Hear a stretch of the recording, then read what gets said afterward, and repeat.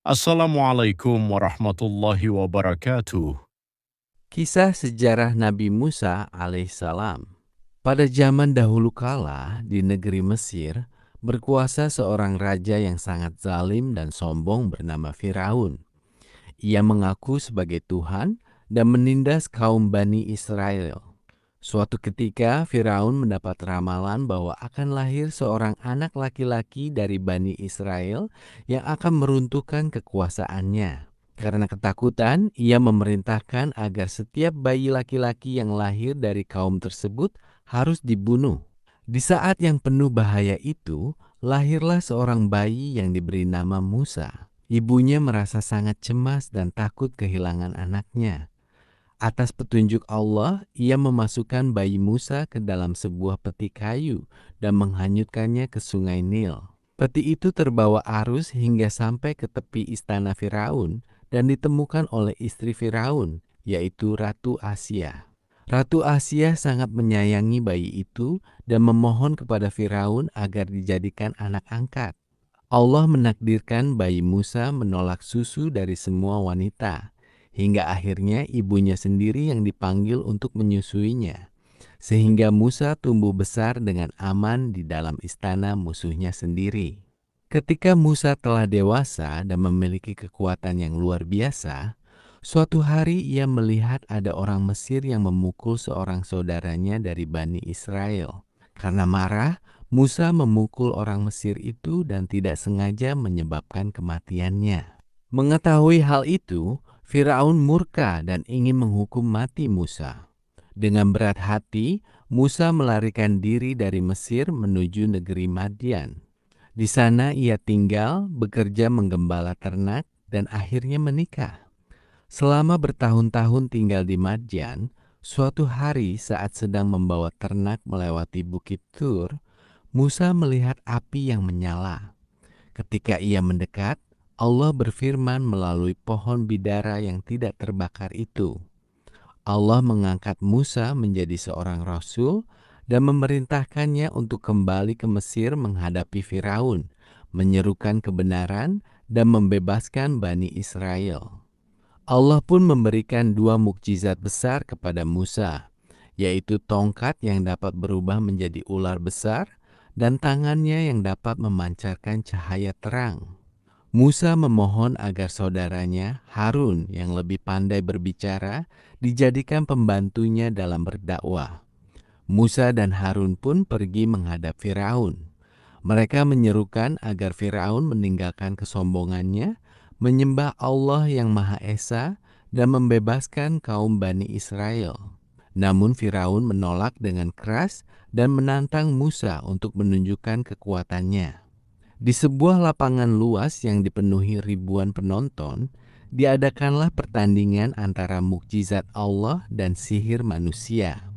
Ratusan penyihir melemparkan tali dan tongkat mereka yang terlihat bergerak-gerak seperti ular karena tipu daya mereka. Musa pun melemparkan tongkatnya yang seketika berubah menjadi seekor naga raksasa yang nyata dan melahap habis semua benda sihir itu. Melihat keajaiban tersebut, para penyihir pun sadar dan langsung bersujud beriman kepada Allah, meskipun mereka tahu ancaman hukuman mati dari Firaun menanti. Karena Firaun dan kaumnya tetap membangkang, Allah menurunkan berbagai bencana sebagai azab dan peringatan, mulai dari banjir besar, serangan belalang, katak yang memenuhi rumah, hingga sungai Nil yang berubah menjadi darah. Namun hati mereka tetap keras. Akhirnya Allah memerintahkan Musa untuk membawa Bani Israel keluar dari Mesir di tengah malam. Ribuan orang pun berjalan meninggalkan perbudakan menuju kebebasan. Ketika Firaun tahu bahwa mereka telah pergi, ia sangat marah. Ia mengerahkan seluruh pasukan dan kavaleri terbaiknya untuk mengejar dengan niat ingin membasmi mereka. Bani Israel terperangkap di tepi Laut Merah. Laut luas terbentang di depan, sementara pasukan Firaun sudah tampak di belakang. Mereka panik dan putus asa. Namun Nabi Musa berkata dengan yakin bahwa Tuhannya bersamanya dan akan menolong. Atas perintah Allah, Musa memukulkan tongkatnya ke permukaan laut.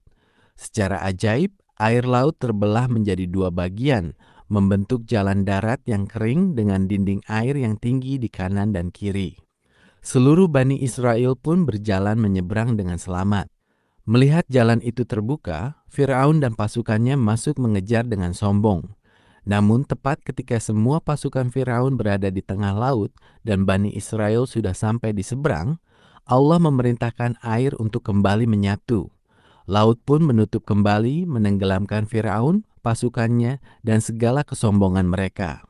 Mayat Firaun kemudian terdampar di pantai dalam keadaan utuh, menjadi pelajaran nyata bagi seluruh manusia bahwa kekuasaan Allah tidak ada bandingannya. Setelah terbebas dari Firaun, Nabi Musa membawa kaumnya menuju ke Gunung Sinai. Di sana Musa dipertemukan dengan Allah selama 40 malam untuk menerima wahyu dan kitab Taurat sebagai pedoman hidup. Namun saat Musa pergi meninggalkan mereka, sebagian kaumnya yang lemah iman justru membuat patung anak sapi dari emas dan menyembahnya.